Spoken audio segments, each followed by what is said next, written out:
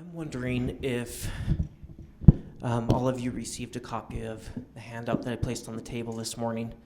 Is there someone who would be willing to go grab a stack? Thank you, Angela. The cover of it, Angela, asks something about gasoline. Yes, thanks.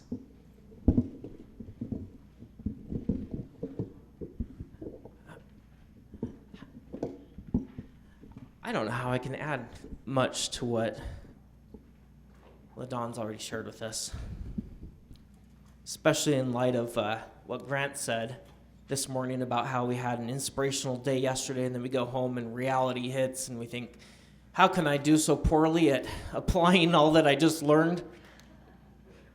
I think Liz saw me thinking about being a parent this morning. We've got a new baby in our house, and one new child changes every dynamic in the family. But I'll try to share something that would be helpful, I hope, to you this morning. I had thought about I really wanted to prepare a PowerPoint because then I'd know that I was prepared. And I had to resist the urge to do it. And I don't know if I dare show you what I have instead. What I have is this awful page of notes that came to me in the middle of the night a few days ago and should have been refined, but maybe that's all that I need. Sorry about that. I've been thinking about a teacher I had, Dr. Dylan Inouye, at BYU. During my first year of graduate school, I was signing up for courses, and I was looking at the catalog, and there was this one class.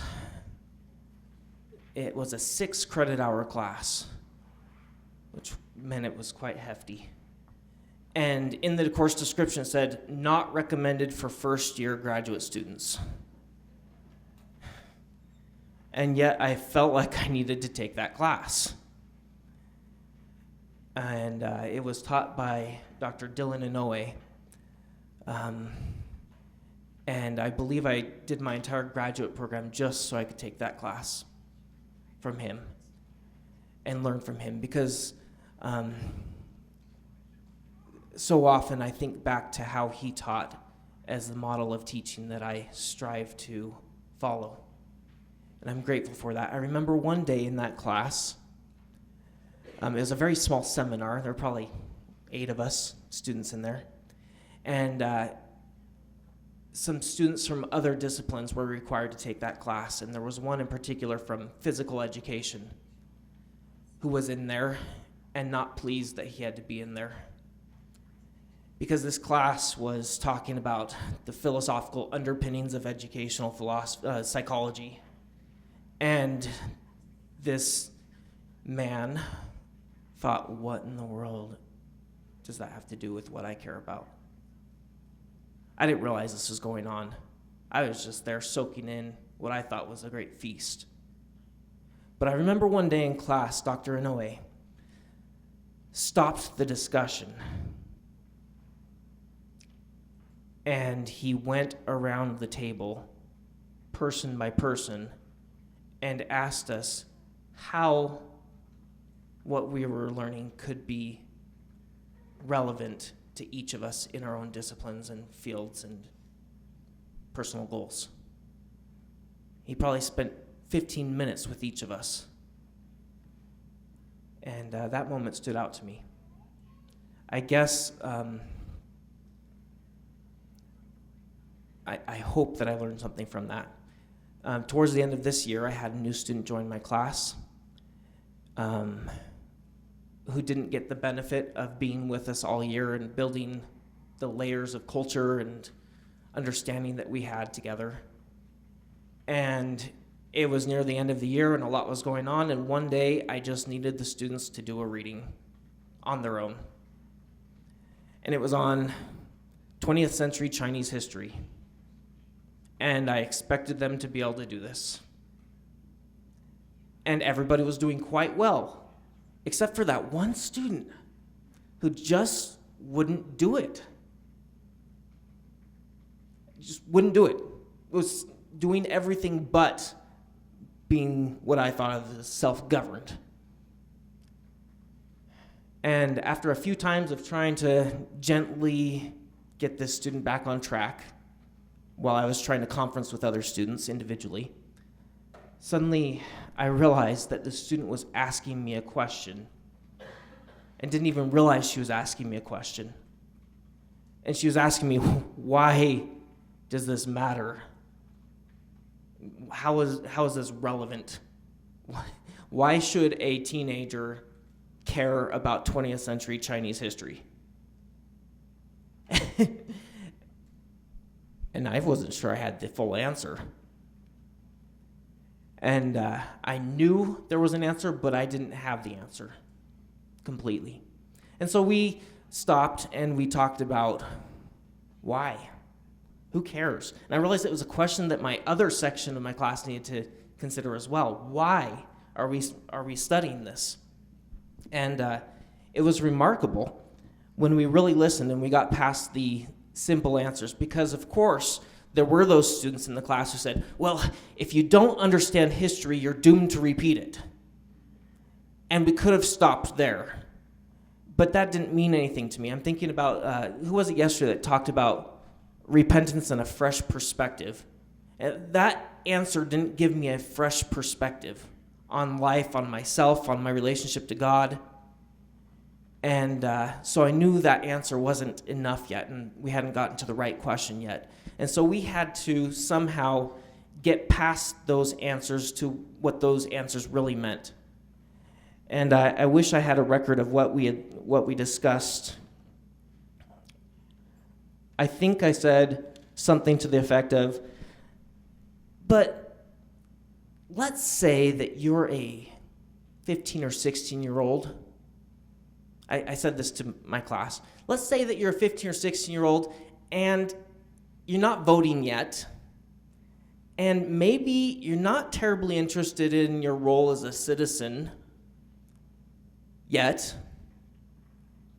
Why would we care about this? And we wrestled with this for probably 45 minutes. And the answers that we ended up with were well worth the work. We ended up looking at several patterns that emerged through this history. Boy, I'm rambling here, aren't I? Yes? I'm really glad that you shared this story. When I sit in your classroom, I hear you asking questions that are questions for you. You don't know. You ask questions to which you don't know the answer, which is so different than what so many of us do oftentimes, which is ask questions to which we obviously know the answer, and the students know that we know the answer, and they feel like it's a fishing expedition. Guess what's in my head? Yeah.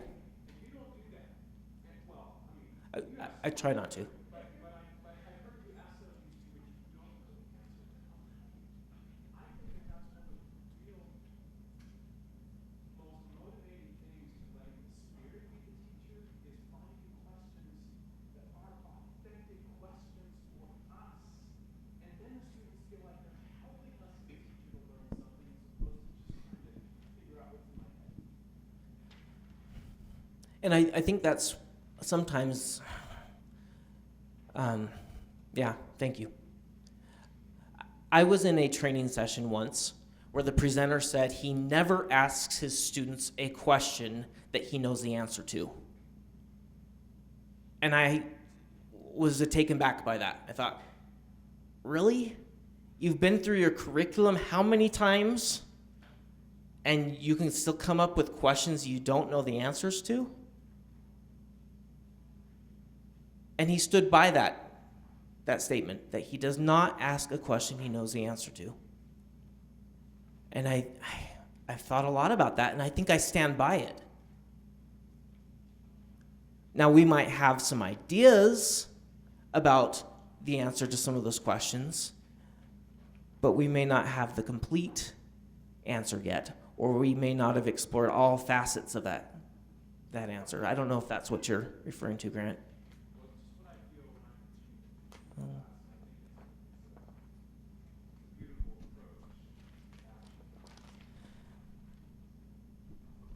So I feel really bad to bring this up right after LaDonna's taught us so well, because I think she knows more about this than I do. But I was going to ask you whether it's better to start with a list of pre-prepared questions, or whether it's better to come up with your questions on the fly. Because LaDon just taught us that we should not come up with our questions on the fly, and that those questions are usually poor quality. And I think she's right.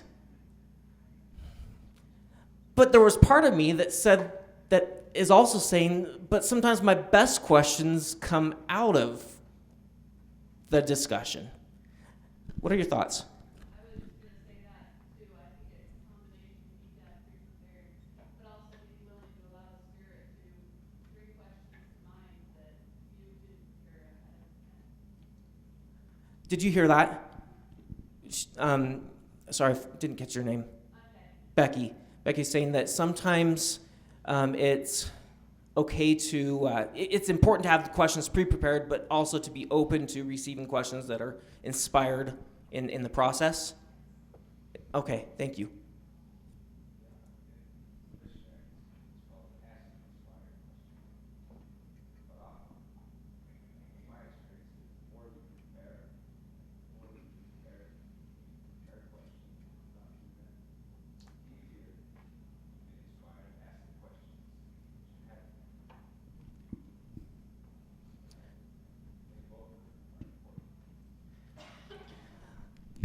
Now, sometimes during class, I'll do this, and I'll find that being a teacher, I'm so busy thinking of what to say next that I don't listen well enough to what's just been said. And so I have to confess that to my students. Could you repeat your answer?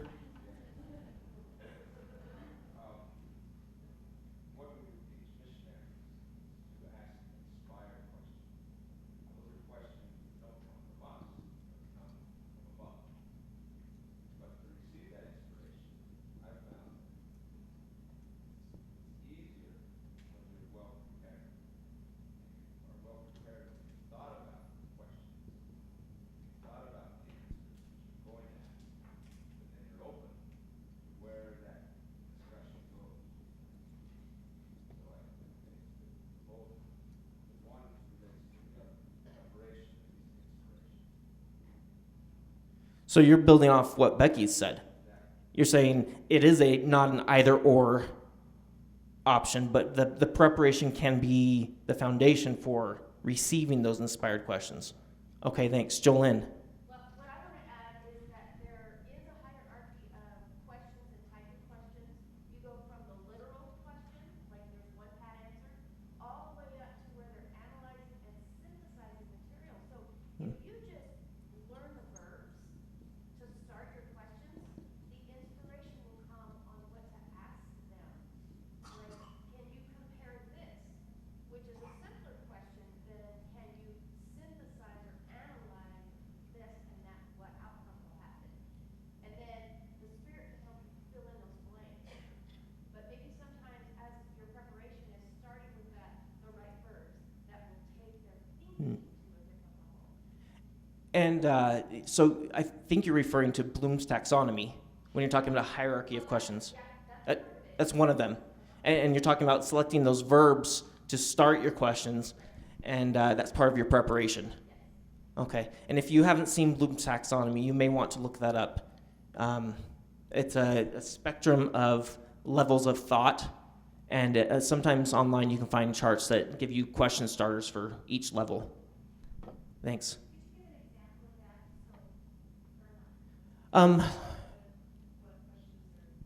What questions are at, let's see, what are our lowest levels in the hierarchy? A literal question means Knowledge. what did so-and-so say? And then that would be a literal question. Yeah. What does the author argue about birds in this essay? Okay. And then a deeper level question would be now compare, contrast. And some of the deepest levels are create questions where you have to make something with the information that you've used. Please.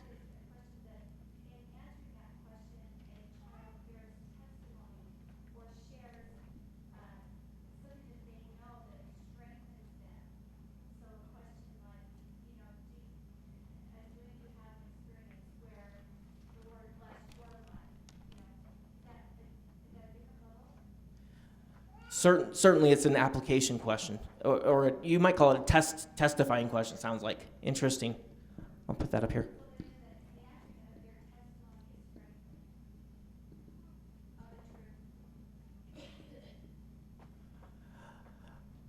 I did not look at the clock when I started here. Thank you, Gail.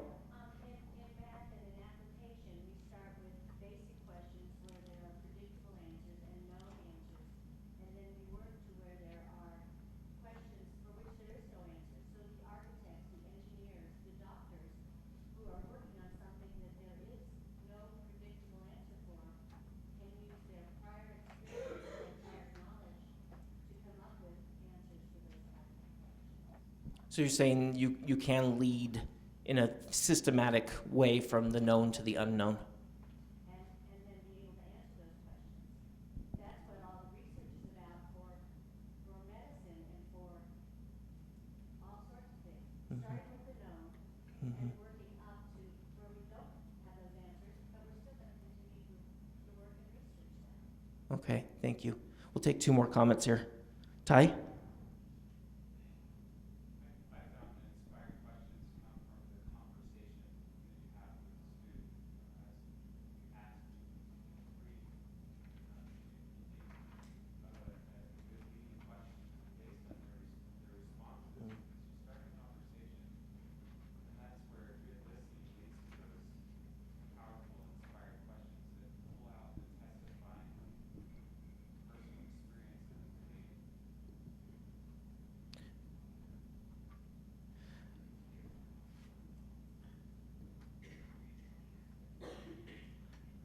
I'm sorry, thanks. I forget that not everyone can hear as well.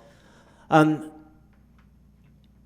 I hear you saying that some of the best questions are built on the conversation that we have with students. It's from that listening to the student and to the spirit that we receive those inspired questions. That's one of the reasons I asked to have a whiteboard up here this morning, is to help me listen better. When I have a whiteboard and try to record on that what I'm hearing, it helps me to listen better and to be able to ask follow-up questions, I find. Okay, now I'm sorry, I hope that we can get to some additional thoughts here. I do want to raise a couple more questions for us.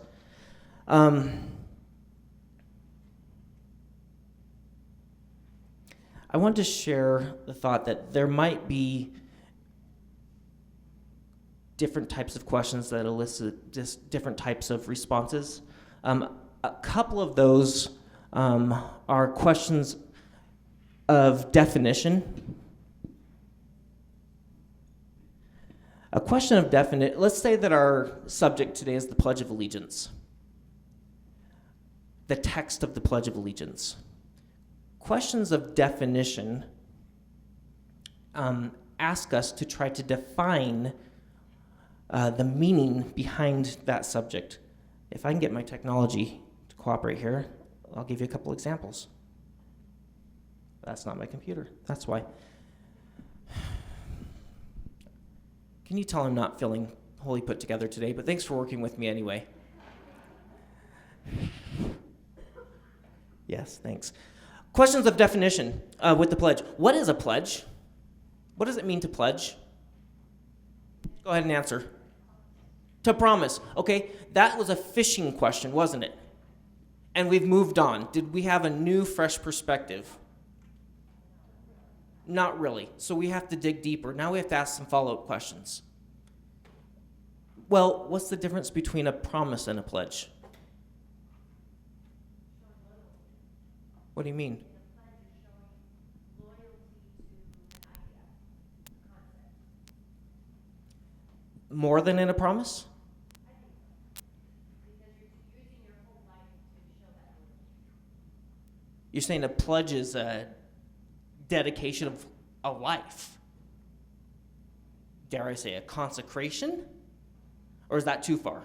That's a different level of promise. When I think consecration, I think of me and my Heavenly Father. Okay. So, does a pledge not rise to that level?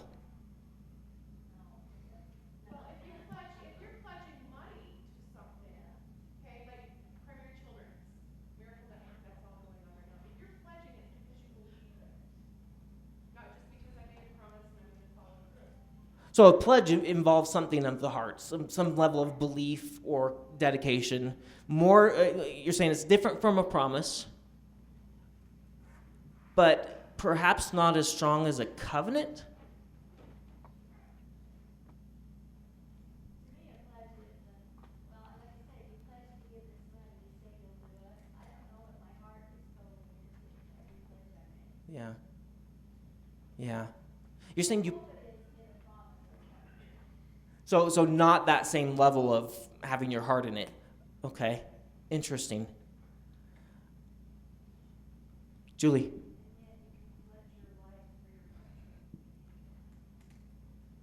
Or you pledge to give, Mm. and like years on 8 year, we're in 3 discussion, you say,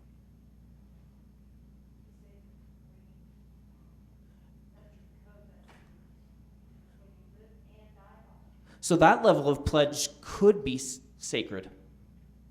Whereas if I'm pledging money to a charitable cause, could or could not be sacred.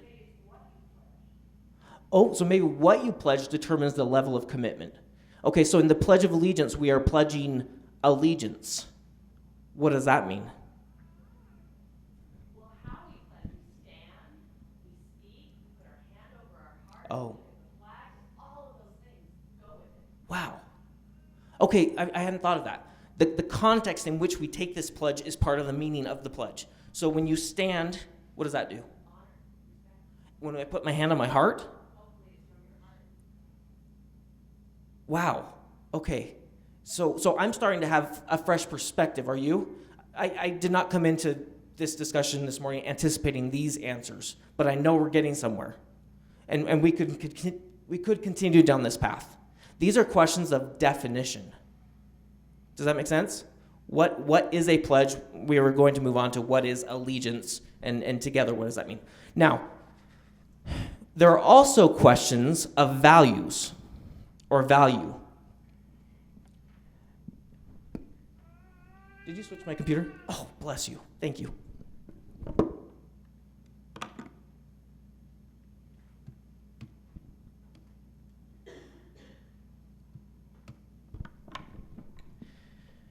Which word in the Pledge of Allegiance is the most important?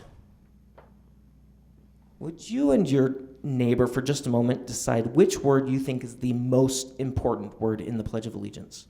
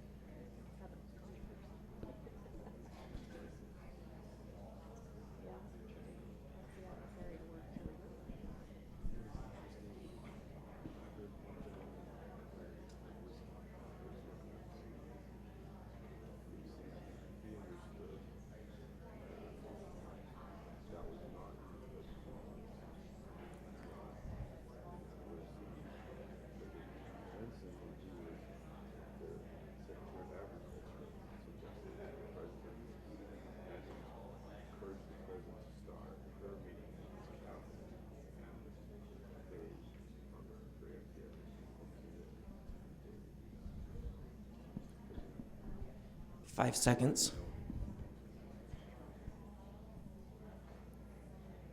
Okay, we'll come back together. Now, we could have a discussion in response to that question right now. I know we did that last year, so we won't right now. But that's a question of value, isn't it? Which word is the most valuable is, in essence, what I'm asking. Which word is most important? Another question of value would be, is reciting the Pledge of Allegiance a meaningful practice? Let's take responses to this question. Is it okay to say no to that? Can we say no to that at this school?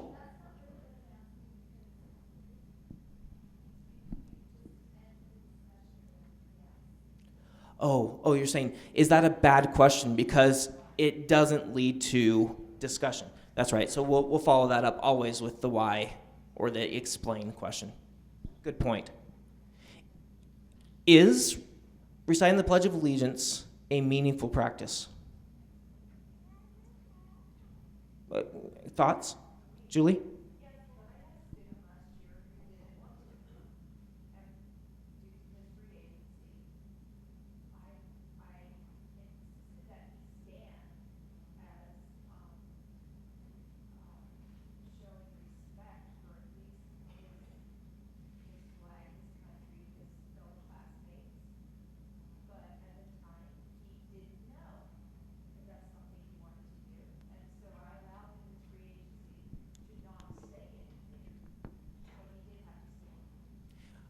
So, hearing you talk, I'm wondering another value question.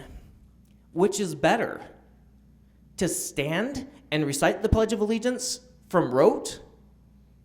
Or to stand and not recite the Pledge of Allegiance because you're still trying to decide whether or not you believe in that pledge? I tend to think that it's similar to learning to say prayers and learning to show gratitude and learning to apologize. All of those things we teach children to do. You know, when I insist my son says sorry to his sister for hitting her, my son probably isn't sorry, but he's learning the habit and he's learning the process. And eventually I'm hoping to form a sympathetic person. And I think reciting the Pledge of Allegiance can do the same thing, where the process of learning it and doing it every day ingrains within them a devotion that they'll discover at some point. So you're kind of giving the law of Moses argument. We do the outward acts so that hopefully eventually it will enter into our heart and our hearts will be turned to truth.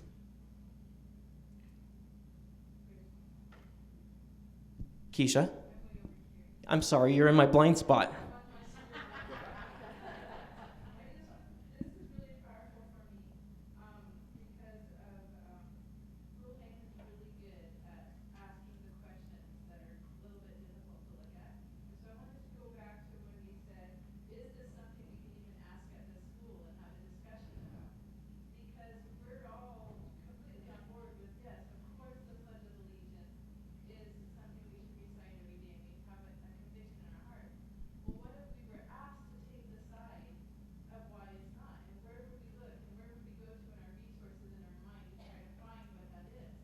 And several times, Caleb would come home saying, I was asked to take the opposite side of what I know and have felt and is good to be true.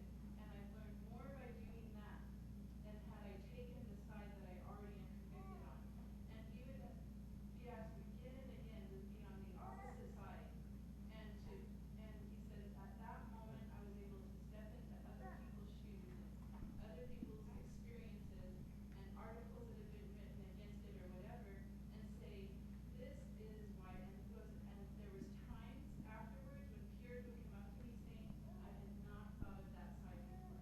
I had not come to think of that particular theme, and you made me look at other questions I had not been thinking about before, other sides. Yeah, So this yeah. is something that is asking the hard questions and asking them to look outside of what they're comfortable with or what makes so much sense to them is really valuable of asking them. And the experiences you're sharing that Caleb has had of being forced to examine other points of view, that's kind of what I'm doing as a teacher, is I'm looking for my assumptions. What are my assumptions about the Pledge of Allegiance? and I think well, anyway.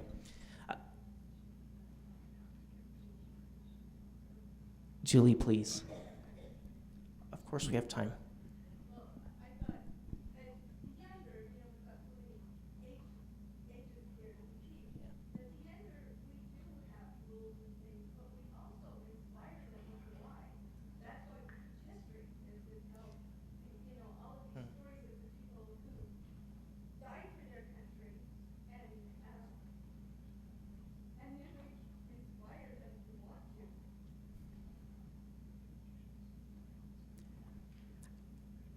I'm trying to connect what you're saying to the discussion on that's happened so far. Can you help me with that?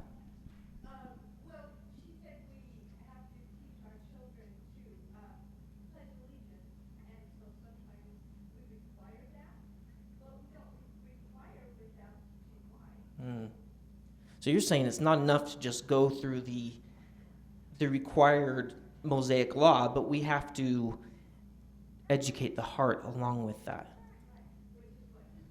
And who wouldn't be educated by the passion I just felt in what you shared? Thank you. I'm not trying to ignore you. I'm sorry. Please. With what Julie was saying, sixth graders recite Living Christ. And we got to part 11, 10 or 11, when the students were getting up and doing it very long time. And then we did it parts 1 through 6, and then 7 through 12. And they were getting up because they're trying to focus on memorizing it. And we had a class discussion one day, and I said, do you believe this? And they're like, well, yeah, of course. I said, yeah. And I said, because I had a student last year who didn't. She's not LDS, she believes in God and Jesus Christ, but she did not believe in some of these paragraphs. And about Joseph Smith and 2 separate meetings. And she had come to me in private saying, Mrs. Nelman, I can't get up and recite this. I don't believe it. And I cannot get up and recite something and put it in my heart that I don't believe.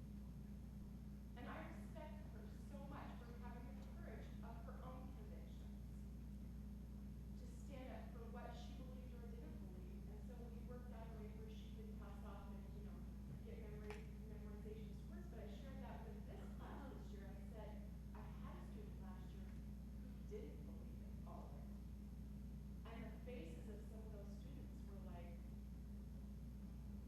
oh, like they couldn't even Yeah. comprehend that. Yeah. And the discussion then came from that. And one of the students, I saw her face contort, like she was really deeply taken. I mean, her face was contorting and she looked like she was having a hard time breathing. And I said, Isabel, what's on your mind? Which is an important question, is reading their faces. What are you thinking right now? And she started to cry and said, it wasn't until just now where I really looked at what you were talking and looked at the words to decide for myself, do I believe this? And I do. And right now the Spirit just confirmed to me that I do believe this. But I think reading their faces, but also accepting, they may not know if they really believe it, and to give them time to think and process, to ask the whys and why not. But to let them really have time to process that and then read their facial expressions and questions go from there with inspiration. Thank you. It's remarkable the power that questions have in opening a space for truth or the Spirit to testify or to be made self-evident. And sometimes we might be afraid to ask the questions because we might be afraid that those questions would lead a student away from the truth. But sometimes, usually, when questions are asked with the right intent, always, when questions are asked with the right intent, it seems that it opens up a space for the truth to become, sorry, I shouldn't say this that way. It makes space for the Spirit to teach, doesn't it? Thank you. I also heard in your comment an important practice. In a homogeneous culture like we sometimes have here, where do the other voices come in that will help us understand our assumptions and ask those questions? Thank heavens for those few students who do play that role in our school community. And sometimes it's necessary to bring them into the conversation for other students. You wouldn't name that student, but in future years, I'm sure you'll bring that voice into the conversation. And in just a minute, oh, my time's about up, I want to share with you another question about how to do that. We've got questions of definition, questions of value, and a third type of question are questions of policy.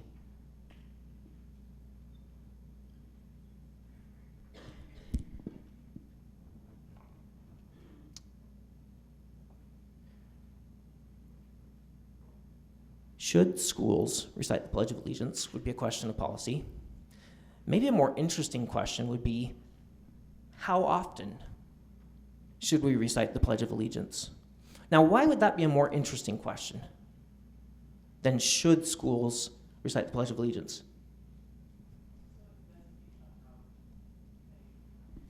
It gets at the heart of that other question of how does the pledge become a pledge?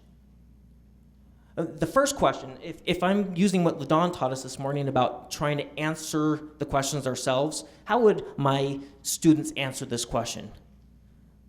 And I'm writing this question, should schools require students to recite the Pledge of Allegiance? What are my students likely to respond? Yes. End of debate. It'd be really hard to have much thoughtful discussion around that question, wouldn't it? However, if we modify that question and say, well, how often should we recite the Pledge of Allegiance? Now we've got room to diverge in our responses. When I'm looking for good questions, I'm looking for divergent questions, not for convergent questions. Convergent questions have one answer, and they don't tend to lead to fresh perspectives. They have a job, but it's limited. Divergent questions tend to lead to a fresh perspective. Does that make sense? Okay. There are other categories of questions, but I thought these three would be helpful to you in approaching almost any subject. If you're trying to open up the subject itself, you might start asking questions of definition, value, and policy, and I think you can get somewhere with it. Now, I know I'm out of time. Can I steal 2 more minutes? Thanks. Mrs. Brady?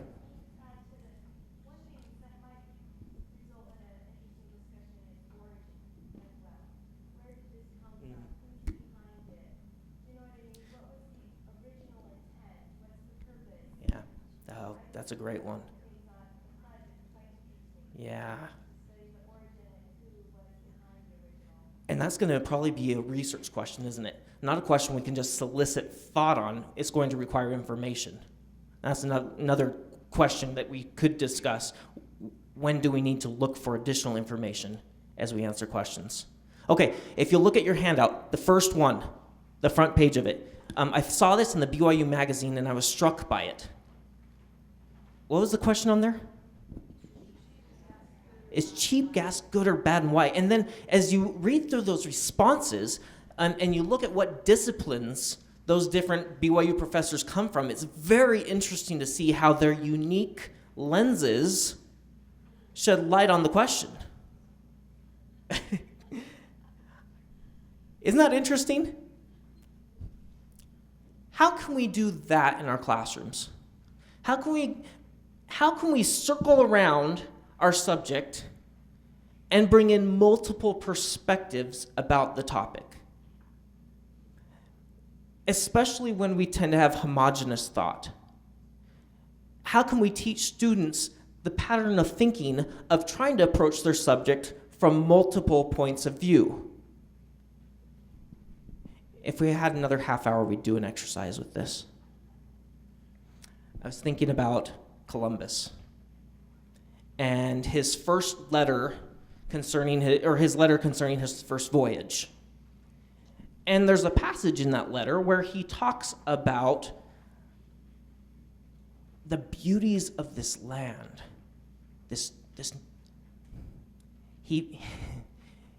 The beauties, the verdure, the variety of plants and animals, and he claims spices. And he talks about the innocence of the natives and their willingness to exchange. He talks about one incident where they're willing to exchange their gold for little trinkets, pieces of broken glass, or a belt buckle. So what would happen if we asked students in the class to represent different points of view as we look at that text together? What if we asked one group to represent a modern Native American point of view? If you were a Native American today and you're reading this document, what questions would you be asking about what Columbus is saying there?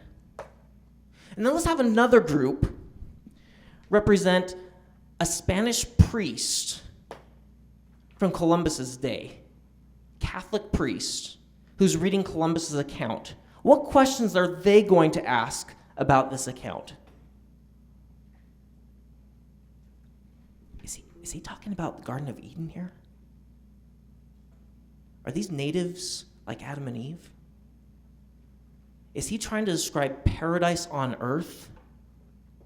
And what if we ask another group to represent a Latter-day Saint perspective based in the Book of Mormon and what it has to say about Columbus? What questions would they ask? Does this make sense? I wish we had more time to do this.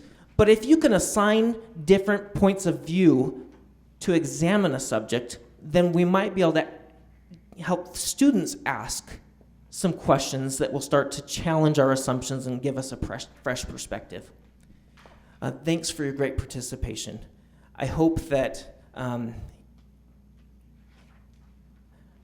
we'll be able to use the power of questions to open that space for the Spirit to testify of truth, and for us to be able to see ourselves and God and our world in a new way. Thank you.